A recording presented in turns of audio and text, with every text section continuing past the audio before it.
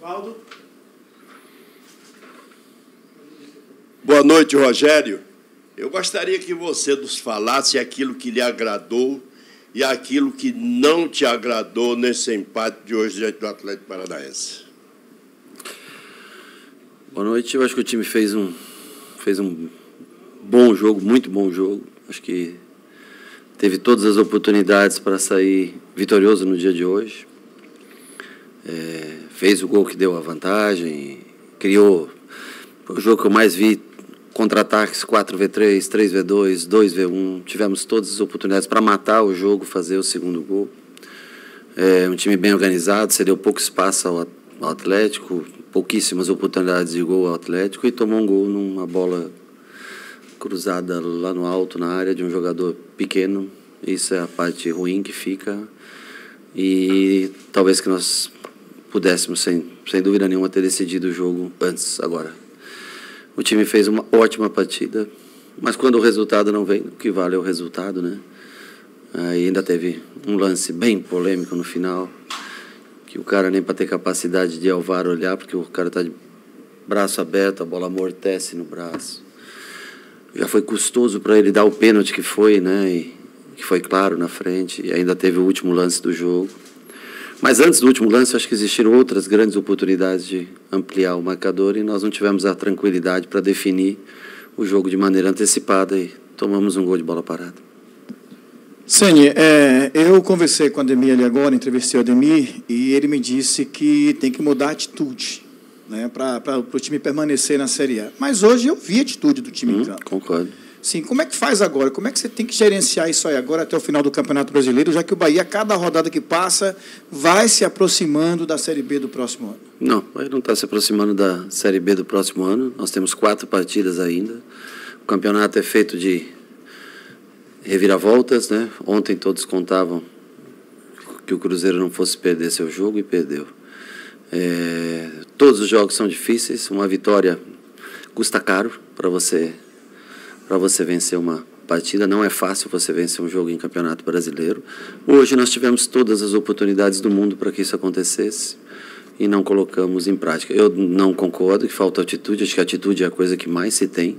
Falta, às vezes, um refino, um passe final. Eu acho que hoje foi o grande problema, foi o último passe, que muitas vezes não entrou, por uma sintonia fina que falta entre, né, a decisão na hora correta, no espaço, tempo e espaço correto para acertar esse passe para a gente vencer o jogo. Mas a atitude do time jogou do começo ao fim, praticamente dono do jogo, contra um time que está em 7º lugar no campeonato, mas veio aqui, cansamos de finalizar no gol, mas falta ainda uma melhor tomada de decisão no final. Eu acho que essa talvez seja decidir a melhor bola a se entregar para o companheiro para que a gente possa fazer os outros. Porque eu juro, eu estava contando agora que eu estava assistindo antes de vir falar com vocês. No mínimo 6 situações de superioridade numérica de contra-ataque. Seja 4 contra 3, seja 3 contra 2 e até mesmo teve um deles que foi um 2 contra 1. Mas você tem que achar o momento exato para soltar essa bola para o companheiro estar em melhor posição. Isso nós não conseguimos encontrar. De resto, o que eu vou dizer para você? Quando a gente joga mal, eu venho aqui e digo para vocês, olha, não jogamos bem, fizemos um jogo abaixo. Às vezes ganhamos, às vezes perdemos com o jogo jogado abaixo. Agora, hoje não. Hoje nós fomos superiores, jogamos bem, tivemos as melhores oportunidades, criamos tudo que podíamos criar, mas não conseguimos acertar a bola correta para a finalização que fizesse o 2-0 e liquidasse o jogo. Rogério, boa noite. No seu primeiro jogo aqui em casa contra o Santos, você reclamou bastante dos lances de bola parada que causaram os gols do Santos. Hoje, mais uma vez, o Bahia com o jogo ali, com oportunidades, acabou falhando nas tomadas de decisão, mas acabou sofrendo mais um gol de bola parada com um jogador que tem cerca ali de 1,75, Canóbio, contra 2 zagueiros altos como Canu e Vitor Hugo, que vem sendo muito questionados.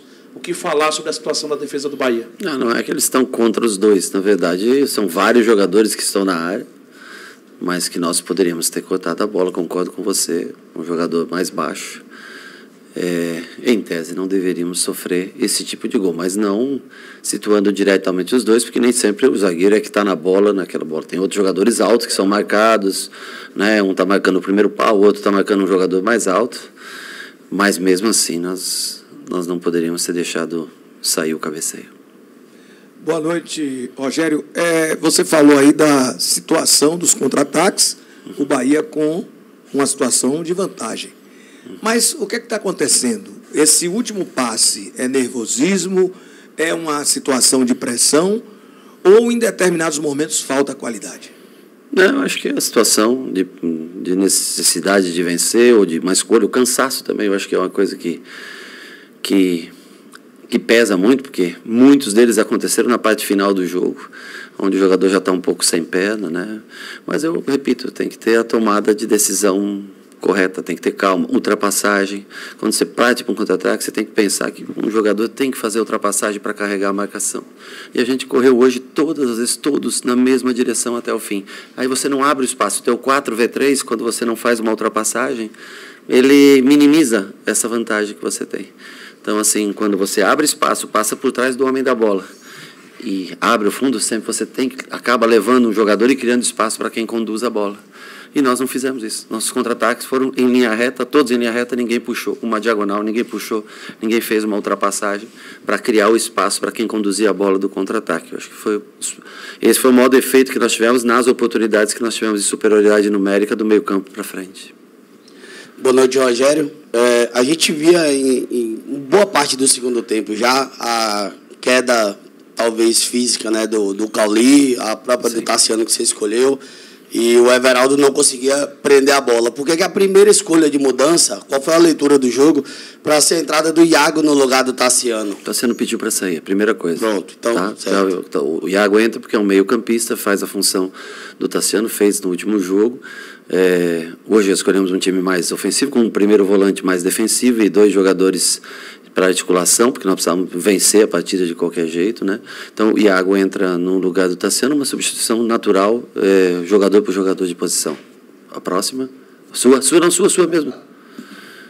Como passar para o torcedor, então, Rogério? Não, você fez uma outra pergunta, eu esqueci. Porque eu ia completar, porque desculpa até também agora. Imagina. A questão até de tanto o Cauli quanto o Everaldo, que, na minha opinião, fizeram a partida bem abaixo, né? O Everaldo faz o gol de pênalti, mas muitas bolas bobas, inclusive uma bicicleta que acaba gerando o gol depois no escanteio, né? Mas a bicicleta, se você for culpar o gol pela bicicleta do Everaldo... Não, eu falo vamos lá, Everaldo prendeu alguma bola, Rogério, com todo o respeito? Prendeu várias. Durante o jogo, várias? Perdeu várias e prendeu várias. Eu acho que ele fez um bom jogo, não fez um jogo ruim, não. Ele fez o gol de pênalti, logicamente o pênalti eu acho que é a parte, isso não tem nada a ver. Ele prendeu boas bolas, disputou algumas de cabeça, venceu, se entregou, lutou. É o jogador que tem a camisa 9, que usa, que teve oportunidades, ajeitou. Muitos dos contra-ataques foram bolas escoradas do Everaldo que saíram no contra-ataque. Não conseguiu parar todas as bolas, realmente, mas é uma defesa pesada do Atlético. Jogadores muito fortes, né? Jogadores são firmes do Atlético. O Thiago é forte, pesado, difícil de você fazer parede em cima de jogadores assim. Mas eu acho que não foi. E a bicicleta, minuto, sei lá, 88, 90. Sim, segurar no ar-condicionado é fácil. Segurar no campo depois de quase 90 minutos, o cara morto de cansado, jogou há 3 dias, né? É um pouco mais difícil. Nós botamos o Ratão para fazer essa parceria com ele. Bem na hora que nós íamos fazer as substituições, inclusive, sai o gol de escanteio. Aí a gente põe o Ademir aberto, passa para uma linha de 4, passa o Rezende para frente, né? E abre Iago, Rezende, Nico, Ademir de um lado, com o Ratão e Everaldo à frente, para tentar, nos últimos minutos, nos acréscimos, né, que ele deu, tentar fazer o gol. Mas eu acho que o gol poderia ter saído muito antes disso. O jogo poderia ter sido resolvido muito antes disso. Boa noite, Rogério. Boa noite. Você falou sobre Everaldo, você falou sobre uma mudança para a linha de 4 agora no final, mas a gente vê um Bahia que nos seus melhores momentos nesse Campeonato Brasileiro, sem você, com você, sim, foi atuando com os 3 zagueiros, hoje com um jogador diferente, né, ali pelo lado esquerdo, que foi o Juba. Tenho que concordar com você, principalmente quando o Rezende é o 3º zagueiro. Pronto. Então, isso faz parte da pergunta. E aí você perde uma outra coisa que foi uma marca sua, essa maneira nova do Everaldo jogar, disputando mais as bolas. Ele não joga tão centralizado, ele vem para os lados, as bolas chutadas, ele faz a casquinha ali. Então, assim, você perde Everaldo, mas você tem uma continuidade agora de 4 jogos no Brasileiro. Sim. E a minha pergunta é sobre esse futuro, sobre esse esquema de 3 zagueiros, sobre a permanência ou não possível do Juba. Se você gostou dele, dessa função hoje. No primeiro tempo...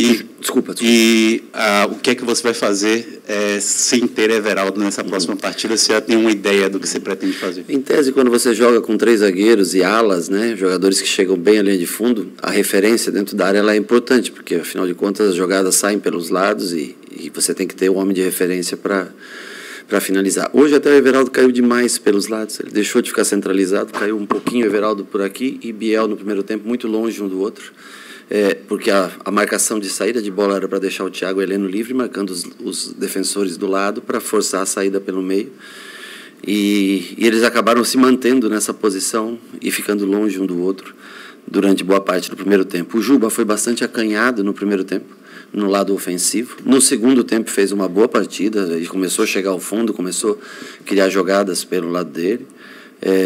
Gostei muito do segundo tempo do Juba, não gostei tanto do primeiro tempo que ele fez. Do Everaldo, nós vamos pensar com calma, analisar o próximo adversário, como joga hoje, né? Se eu não me engano, eu vi o Corinthians jogando com linha de 3 contra o Grêmio, muito em função do que nós fizemos contra o Grêmio, acredito eu, aproveitando uma boa partida de um adversário que foi lá, olhou, viu como é que jogávamos. Acredito que eu também faria isso se eu tivesse a oportunidade de ver um adversário jogando contra.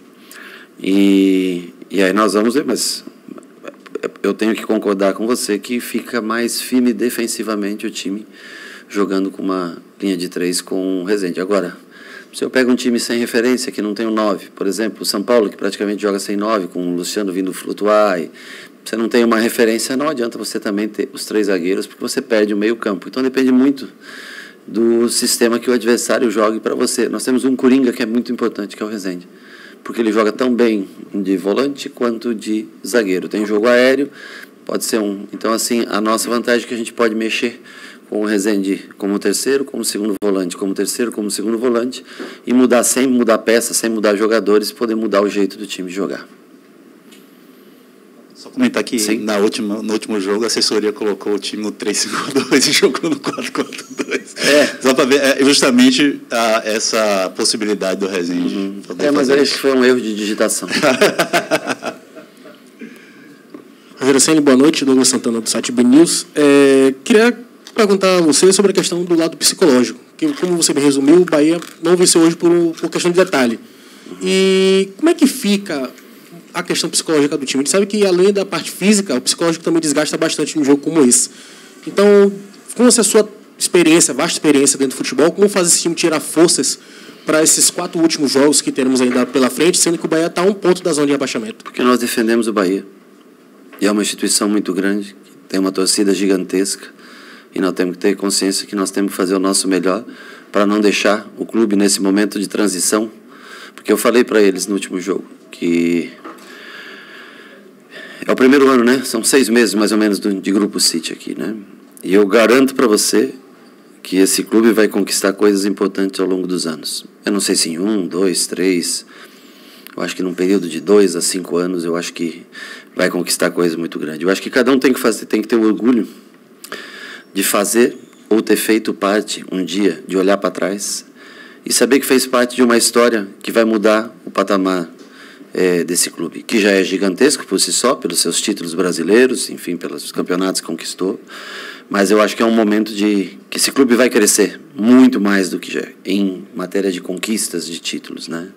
Quando eu falei numa entrevista de uma conquista de um campeonato sul-americano, eu digo para você que isso virá. E nós temos que ter orgulho de fazer parte dessa história. Não sei se eu vou usufruir, se eu vou estar presente nesse momento, mas nós temos que ter orgulho de sedimentar essa história que vai ser construída. E vai, porque quando esse grupo decide investir e decide compra um clube com o tamanho da torcida que tem o Bahia, é certeza que isso vai acontecer. Esses caras, dificilmente eles erram. Eles se acertaram na compra, eles vão ter investimentos, e a médio, longo prazo, esse clube vai brigar por coisas muito maiores do que vem brigando nos últimos anos. E nem todos nós estaremos aqui para aproveitar disso. Nem todos os atletas, nem nós da comissão técnica. Isso é parte de um processo. Mas a gente tem que começar esse ano 0, ano 1, como vocês queiram, fazendo o nosso melhor. O melhor que nós podemos, que é não atrasar a história em 2 anos. Compreende o que eu quero dizer? Não deixar com que o Bahia tenha que voltar a uma Série B para voltar em 2025 para uma Série A e aí começar a cumprir essa meta. Então, cabe a nós, e nós temos ainda pontos para conquistar para isso. É fácil? Não, não é fácil. Mas nós temos que ter na nossa cabeça que nós somos parte disso nesse momento. Não são todos os atletas que estarão aqui no futuro. Talvez nem eu esteja aqui como treinador no futuro. Mas eu acho que a gente vai poder olhar um dia para o Bahia e ver o que se tornou o Bahia comparado aos seus últimos anos, ou essas últimas 2 décadas, e ver quão grande o Bahia vai ficar a cada ano que passar. E na nossa meta, o que nós vemos é que nós temos que não atrasar esse crescimento e essa reconstrução do Bahia. Por isso que nós temos que ter força psicológica, mental, e saber que é necessário ficar na Série A do Campeonato Brasileiro. E nós temos que tirar força, não interessa se é contra o Corinthians lá fora, se é contra o São Paulo aqui. Nós temos que fazer o suficiente para o Bahia permanecer na primeira divisão do futebol brasileiro, para que essa história, essa crescente, aconteça no menor tempo possível. Porque ela vai acontecer. E eu espero que a gente possa entregar o Bahia nessa situação ao final desse ano, para que esse rumo que eu digo, e garanto a você que vai tomar, que aconteça sem esse percalço de voltar para uma Série B. Rogério, você já falou em diversas situações do jogo, já explicou as substituições. Se fosse para fazer a vontade do torcedor, você teria que botar 30, tirar 30, trocar 50. Mas, assim, efetivamente, de tudo que você falou aí, o que é que a gente pode transformar em ação prática, principalmente dos atletas? Porque questionar o seu planejamento do jogo é muito fácil para a gente que não viu o que você falou a eles durante a semana, nem no vestiário. Mas que eles transformem isso em prática. Eu acho que você chegou agora recentemente, mas já deve também estar cansado de falar dos erros do sistema defensivo, dos erros defensivos, dos erros que entregam pontos, seja contra Cruzeiro, seja contra quem for. Bahia vem doando pontos, é um doador de pontos nato dentro da competição, por erros que acontecem de forma recorrente, teimosa, sabe-se lá como. Eu acho que você deve quebrar muita cabeça, porque, por mais que a gente queira não falar disso, acaba voltando para um jogo que a gente poderia estar aqui falando dos 3 pontos, da doação depois de um jogo difícil com -1, da superação do cansaço, da presença do torcedor, mais 33.214, e hoje, de novo, mesmo tendo tomado 3 na quinta-feira. Poderia estar falando de tudo isso, tem que falar mais uma vez de um resultado teoricamente ruim, tira você da sua média de 50%, que estava deixando o Bahia em uma posição boa, para falar novamente de erros, de falta disso, daquilo. Até quando a gente tem que aturar isso, Rogério? Até quando isso vai ser transformado em atitude? Será que dá para contra o Corinthians? Porque o que o torcedor mais tem hoje é a apreensão, porque o Bahia não inspira confiança. Quando você acha que não vai para lugar nenhum, faz um grande jogo contra o Grêmio. Infelizmente perdeu. Aí vem para casa, faz um jogo ruim contra o Cuiabá. Eu acho que mesmo 11-11 jogaria 3 horas e não faria gol. Pelo que apresentou dentro do jogo. Quando é que a gente pode transformar isso em ações práticas? Eu sei que você está tentando, eu sei que você está querendo, mas quando os jogadores vão mostrar para a gente que vai de fato acontecer isso, essa permanência na Série A? Olha, são respostas difíceis, eu entendo a tua pergunta, e a gente não precisa esconder os erros que acontecem, e acontecem mesmo, né? Hoje não foi um erro individual, foi uma marcação coletiva, em que a responsabilidade também é nossa, né? Porque a gente determina as marcações. O Canóbio, sobe no meio, praticamente 2 jogadores nossos, e consegue ganhar essa bola, um jogador pequeno. Mas aqui não adianta a gente ficar pontuando os defeitos para vocês aqui. Adianta a gente tentar corrigir. Eu sei que você vai me dizer, mas então por que você não corrigiu? Porque não é uma situação fácil. Agora, se o Bahia vai sair dessa situação, não vai ser já contra o Corinthians agora, porque nós temos que somar muitos pontos ainda, né? Dos 4 jogos, nós temos que fazer muitos desses pontos. Nós temos que aguardar também, né, a rodada atrasada, né, do Cruzeiro, se eu não me engano, com o Fortaleza, que é o próximo jogo, e depois o Vasco, que são 2 times que estão próximos da gente. Aliás, os 2 que estão mais próximos, que estão ao alcance da gente nesse momento, né? O Vasco a 2 pontos e o e o Cruzeiro 1 ponto atrás com 6 pontos para jogar, para a hora que regularizar toda essa, equilibrar para ver qual a necessidade. Agora, eu tenho convicção que nós vamos fazer os pontos necessários contra Corinthians, São Paulo, América, e possivelmente vai precisar até mesmo contra o Atlético Mineiro aqui na última rodada, mas nós vamos estar na briga até o final. Mas será sofrido até o último jogo. Será ponto a ponto, saldo de gol, número de vitórias. Eu acredito que, infelizmente, pelo que se gerou a situação até hoje aqui, pela pontuação que nós temos até hoje aqui, não vai ser uma coisa simples, fácil, e nem vai acontecer em 2 jogos, 2 rodadas, porque é impossível ter o número de pontos, a vantagem, o número de pontos para escapar. Agora, se a gente jogar como jogou contra o Grêmio, se a gente jogar como jogou hoje contra o Atlético Paranaense e tiver um melhor acabamento das jogadas, nós temos totais condições de nesses próximos jogos, mesmo sendo fora de casa. O Corinthians é uma equipe que perde muito pouco dentro dos seus domínios, mas nós precisamos ir lá e fazer o nosso jogo, fazer a nossa parte, fazer nossos pontos e, mais uma vez, depois trazer para casa contra o São Paulo a oportunidade de somar pontos. Mas isso vai perdurar, acredito eu, até a última rodada da competição. Mas vamos fazer o nosso melhor para que o Bahia permaneça na Série A. Esse é o nosso objetivo. Nós temos agora 8 ou 9 treinamentos até o próximo... 9 treinamentos até o próximo jogo contra o Corinthians. Tem a situação do Everaldo que está fora, como você me perguntou. Vamos tentar analisar o Corinthians e ver qual a melhor peça a ser utilizada, o melhor sistema a ser utilizado, para que a gente faça um bom jogo fora de casa. E quem sabe, por que não? Não é impossível você conseguir vencer fora de casa e melhorar a sua situação. Analisar primeiro com calma, trabalhar durante a semana, analisar quando ficar todo mundo com o mesmo número de jogos, para ver qual é a realidade da situação, e vamos para cima de quem a gente enfrentar, porque nós já mostramos contra o Grêmio, que está lá em cima na tabela, nós mostramos hoje contra o Atlético, que está em cima na tabela, que nós podemos jogar de maneira superior aos nossos adversários, com todos os problemas, defeitos e com todas as correções que a gente tem que fazer. Nós provamos que nós podemos fazer bons jogos, como foi exemplo de hoje, e tentar, quando as oportunidades surgirem. Você vê, teve jogos que nós matamos com pouquíssimas chances de gol, o caso do Fluminense, e teve jogos que nós tivemos muitas oportunidades de gol, muito controle de jogo e não conseguimos matar o jogo, como foi o caso do Grêmio, que nós tivemos chance de sair na frente, e hoje que nós tivemos chance de, além de sair na frente, concluir o segundo gol e terminar o jogo por ali. Rogério, boa noite.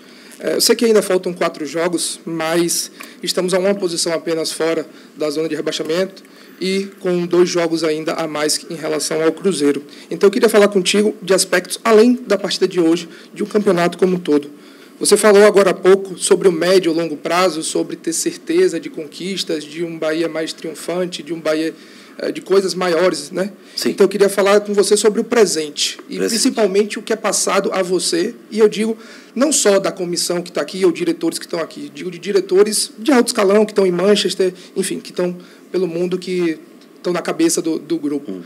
É tratado como algo inadmissível um rebaixamento nesse momento, ou como algo que pode que não quer que aconteça, mas faz parte de um processo médio e longo prazo? Para mim é tratado como inadmissível, não me interessa o que os outros pensem. Para mim, lá em cima, o que vier de ordem, não, eu duvido que eles deem uma ordem e achar uma coisa normal o Bahia ir para a 2ª divisão. Então tem que ser tratado de forma inadmissível por nós e pelos atletas. Transforme seu celular em maquininha e acelere seu lucro com o Infinity Tap. Baixe agora, é grátis. Boa noite. Nós temos que levar isso, independente do que as pessoas em cima achem, nós temos que achar inadmissível essa situação.